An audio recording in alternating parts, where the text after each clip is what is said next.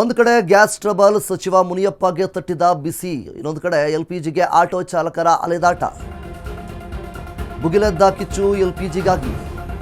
Gas trouble ಸಚಿವ ಈ ರೀತಿಯಾಗಿ ಅವರ ಮನೆಯ ಮುಂದೆ ಸಿಗುತ್ತಾ ಆಕ್ರೋಶವನ್ನು ವ್ಯಕ್ತಪಡಿಸ್ತಾ ಇದ್ದಾರೆ. ಎಲ್ಪಿಜಿಗಾಗಿ ಕಿಲೋಮೀಟರ್ ಗಟ್ಟಲೆ ನಿಲ್ಲುವ ಸ್ಥಿತಿ ಬಂದಿದೆ. ಸಚಿವರ ನಿವಾಸಕ್ಕೆ ಮುತ್ತಿಗೆ ಹಾಕಲು ಚಾಲಕರು ನಿರ್ಧಾರವನ್ನು ಮಾಡಿದ್ದಾರೆ. ಗ್ಯಾಸ್ ಇಲ್ಲದೆ ಬಾಡಿಗೆ ಮಾಡಲು ಆಗದೆ ಪರದಾಟವನ್ನು ಪಡ್ತಾ ಇದ್ದಾರೆ. ಸಮಸ್ಯೆ ಬಗೆಹರಿಸುವಂತೆ ಆಟೋ ಚಾಲಕರು ಒತ್ತಾಯಿಸ್ತಾ ಇದ್ದಾರೆ. ಆಟೋ ಚಾಲಕರು ಜೀವನ ನಡೆಸೋದು ಕಷ್ಟವಾಗ್ತಾ ಇದೆ. ಊಟ ನಿದ್ದೆ ಬಿಟ್ಟು ಬಂಕ್ ಮುಂದೆ ಕಾಯುವ ಸ್ಥಿತಿ ಬಂದಿದೆ ಅನ್ನುವಂಥ ನಿಟ್ಟಿನಲ್ಲಿ ಆಟೋ ಚಾಲಕರು ಪರದಾಡ್ತಾ ಇದ್ದಾರೆ. ಆಟೋ ಡ್ರೈವರ್ಗಳ ಸ್ವಾಗತಿಸ್ತೇನೆ ಅಂತೇಳಿ ಮಿನಿಸ್ಟರ್ಗಳು ಹೇಳ್ತಾ ಇದ್ದಾರೆ. ಗ್ಯಾಸ್ ಪೂರೈಕೆ ಮಾಡಬೇಕಾಗಿರೋದು ಕೇಂದ್ರ ಸರ್ಕಾರ. LPG ಸಮಸ್ಯೆ ಬಗೆಹರಿಸಲು ನಾವು ಪ್ರಯತ್ನಿಸ್ತಾ ಇದ್ದೇವೆ.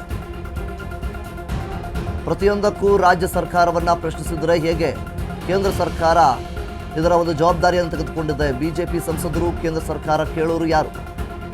ನಾವು LPG ಪೂರೈಸುವಂತಿದ್ರೆ ಎಲ್ಲ ಸರಿ ಮಾಡ್ತಾ ಇದ್ವಿ. ಗ್ಯಾಸ್ ಪೂರೈಕೆ ಕೇಂದ್ರ ಸರ್ಕಾರದ ಅಡಿಯಲ್ಲಿ ಬರುತ್ತೆ, ರಾಜ್ಯ ಸರ್ಕಾರದ ಅಡಿಯಲ್ಲಿ ಬರೋದಿಲ್ಲ. ನಾವು ಬಂದಷ್ಟು ಗ್ಯಾಸ್ನ ಸಮರ್ಪಕವಾಗಿ ಕೊಡ್ತಾ ಇದ್ದೇವೆ.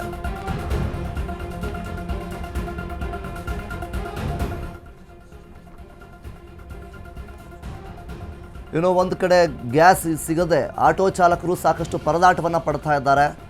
ಸೊ ಹೀಗಿರಬೇಕಾದ್ರೆ ಸಚಿವರ ನಿವಾಸಕ್ಕೆ ಮುತ್ತಿಗೆ ಹಾಕೋದಕ್ಕೋಸ್ಕರ ಚಾಲಕರು ನಿರ್ಧಾರವನ್ನು ಮಾಡಿದ್ದಾರೆ. ಗ್ಯಾಸ್ ಇಲ್ಲದೆ ಬಾಡಿಗೆ ಮಾಡೋದಕ್ಕೆ ನಮಗೆ ಆಗ್ತಾ ಇಲ್ಲ, ಪರದಾಟವನ್ನು ಪಡ್ತಾ ಇದ್ದೇವೆ. ಸಮಸ್ಯೆಯನ್ನು ಬಗೆಹರಿಸುವಂತೆ ಆಟೋ ಚಾಲಕರು ಸಚಿವರ ಮನೆಗೆ ಮುತ್ತಿಗೆ ಹಾಕೋದಕ್ಕೆ ಪ್ರಯತ್ನವನ್ನು ಪಡ್ತಾ ಇದ್ದಾರೆ. ಆಟೋ ಚಾಲಕರು ಜೀವನ ನಡೆಸೋದೇ ಕಷ್ಟವಾಗ್ತಾ ಇದೆ. ಊಟ ನಿದ್ದೆ ಬಿಟ್ಟು ಬಂಕ್ ಮುಂದೆ ಕಾಯ್ತಾ ಇದ್ದೀವಿ. ಅಂತಹ ಸ್ಥಿತಿ ಇಂದಿನ ದಿನ ನಿರ್ಮಾಣವಾಗಿದೆ. ಸಿಲಿಂಡರ್ನ ಅಭಾವದಿಂದ ಸಾಕಷ್ಟು ಸಂಖ್ಯೆಯಲ್ಲಿ ಆಟೋಗಳು ಕೂಡ ಇಂದಿನ ದಿನ ಬಾಡಿಗೆನ ಹೊಡಿತಾ ಇಲ್ಲ.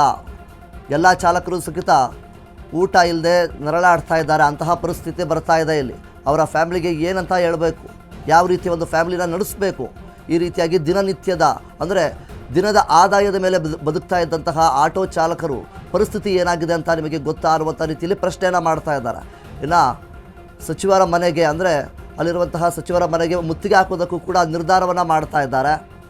ಅದಕ್ಕೆ ಸಚಿವರು ಕೂಡ ಇದು ಕೇಂದ್ರ ಸರ್ಕಾರಕ್ಕೆ ಸೀಮಿತವಾಗಿರುವಂಥದ್ದು.